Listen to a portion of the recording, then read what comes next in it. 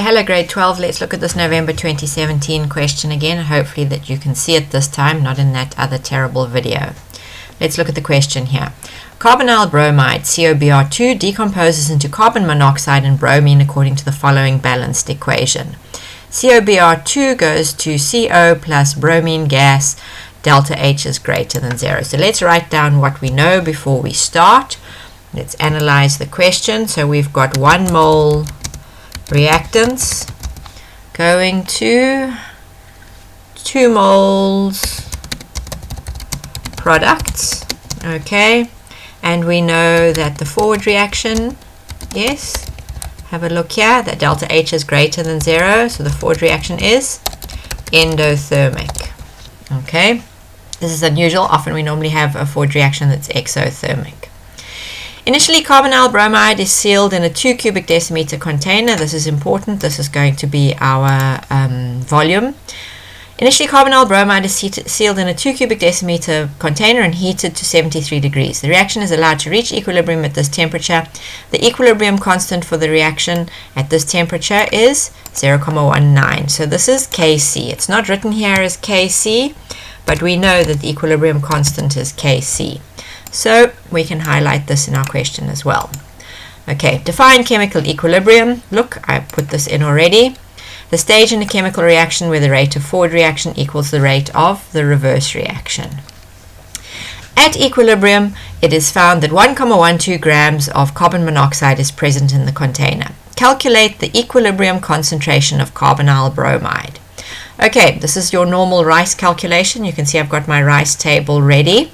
The first thing we have to do is, this is not in moles. We're going to have to convert it to moles before we go anywhere. But let's fill out what we know in our rice table already. So let's start with our equation. So these are our things in our equation. The carbonyl bromide, the carbon monoxide, and the bromine. Okay, coefficients are the ratio. Look, it's very handy. The ratio is 1 is to 1 is to 1. That's handy. Do we know the initial moles? No, we don't. Does it tell you anywhere? No. Okay, but we do know an equilibrium moles and we know a Kc. So let's go and have a look over here. At equilibrium, it is found that 1,12 grams carbon monoxide is present. Now look here, carbon monoxide is a product. So this is very helpful because it's going to give us the change. Remember, initially, there are never any moles of the products. So we can always write 0 in there. So if we know the final moles of a product, we know the change as well. At equilibrium, it's found that 1,12 grams of carbon monoxide is present. So now to find the moles of carbon monoxide, I want to go N equals M divided by M. And I found the mass earlier. So what have we got here? The little m, the mass is 1,12. And we're going to divide it by the relative molecular mass of carbon monoxide, 28. Okay, remember I got that from my periodic table before we started. So please check me with your calculator. I've got 0,04 moles over here. Okay, so this is 0,04 moles. And now according to the mole ratio, if I've got 1 mole of this, I've got 1 mole of that. So I can immediately fill in 0,04 here. And I'll know my change here is plus 0,04 and plus 0,04. I don't need that yet, but I'm just filling it in. This means this change is also going to be minus 0,04 because that's how it works. The ratio is 1 is to 1 is to 1. They're all going to change the same. Okay, so now I've got my equilibrium moles here. I need to turn it into an equilibrium concentration if I'm going to use Kc. And look, it says it's a 2 cubic decimeter container. So concentration equals N over V. So here we're going to divide everything by 2. So this is going to be 0,04 divided by 2, which I hope is 0,02. Should I check with my calculator? It says it is, and this is exactly the same calculation, so this is going to be exactly the same answer. I'm not typing it in to save time. Okay, so I've got my 2 equilibrium concentrations. This over here is what they asked us to find. And how are we going to find it? We're going to find it because we know Kc. So if we form a Kc expression, we can substitute this value for Kc in, and we have 2 of the values for Kc, and we're just missing this last value. So let's form our Kc expression. Remember, I'm putting the Kc with a divide sign instead of a fraction sign. Please make sure you do it with a fraction sign. So Kc equals, why does this look strange? Do you think this is in a, no, it's fine. Okay, Kc equals the concentration of the products, which are carbon monoxide, multiplied by the other product, which is bromine, the concentration of both of these, over, now remember I'm doing my fake over the concentration of the reactant, which is COBr2, and all of these are raised to the power 1, because look in the balanced equation, the coefficients are 1. So that is my expression, my Kc expression, for which you get a mark. Make sure you write it. Now in the question it tells you Kc equals 0,19, so we substitute there. My goodness, my computer jumped around, sorry about that. We substitute into here the value for Kc from the question equals 0,19. We know the concentration over here of carbon monoxide is 0,02 at equilibrium, because we've just calculated that. We're going to multiply that by the bromine concentration, which is 0,02, and then this is all over the concentration of carbonyl bromide, which is what is our unknown. So now we need to do algebra. So the concentration of carbonyl bromide. Okay, now keep an eye on my algebra here as well, grade 12. This is going to be 0,02 times 0,02. Let's write this out. And then it's going to be divided by 0,19. So let's do this on our calculator. And I end up with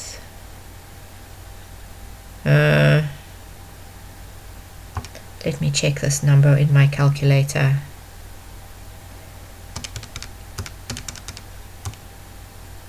I divided by the wrong number here. I've got 2,10 times 10 to the negative 3. So this is my concentration of carbonyl bromide at equilibrium. Okay, so that's the first part of the answer here. That is my equilibrium concentration. So I can put this into my table.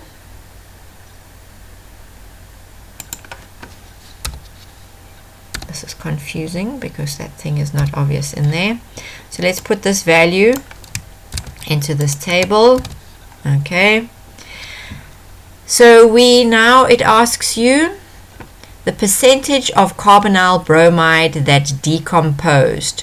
So if we want to know how much decomposed, the percentage that decomposed, we have to know how much we had initially. So we have to go backwards here and calculate my initial moles. So first of all, we're going to take this concentration and we're going to turn it into a number of moles. So to turn it into a number of moles, we're going to take this number and multiply it by 2, because remember, this is moles per cubic decimeter. This is moles per cubic decimeter, and we've got 2 cubic decimeters, so we can find the answer here. I've got 4,21 times 10 to the negative 3. Okay, now this is the change. So what is our initial? So this is our final. So we have to add the change to get back to our initial.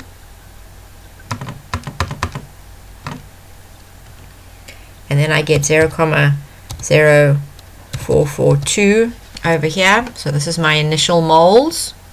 Okay. And so now if we want to find the percentage that decomposed, the percentage, where's the percentage sign on my computer, is going to be the change, okay, divided by the original multiplied by 100, because remember, any percentage is the change over the original multiplied by 100. So 0,04 divided by 0,0442 times 100. And now let me see if my calculator is agreeing with me.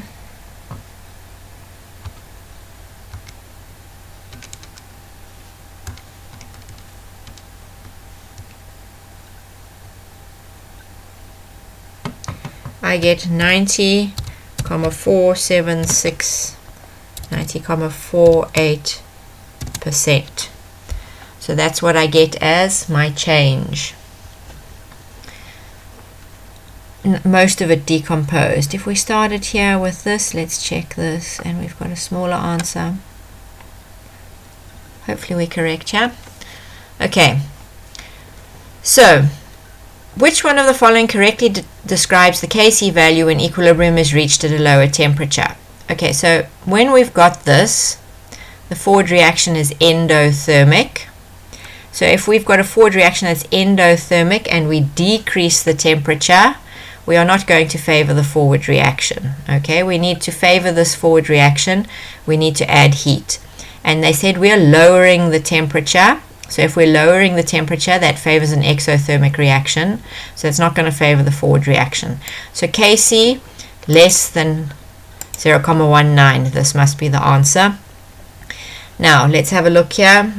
The pressure of the system is now decreased by increasing the volume of the container, and the system is allowed to reach equilibrium. How will the moles of carbonyl bromide be affected? So to go back here, 1 mole reactant goes to 2 moles products.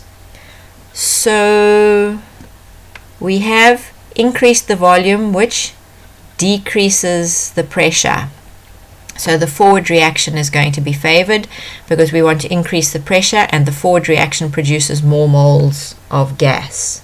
Okay, so let's write this. A decrease in pressure favors the forward reaction. This means that the moles of COBr2 will decrease. Okay. What have we forgotten to say here? Explain your answer. Decrease favors the forward reaction. We need to say why a decrease in pressure favors the forward reaction. Because the forward reaction produces more moles of gas. And there I think we should be fine with the final answer there. Okay, hopefully this is correct, and you can watch this and learn something.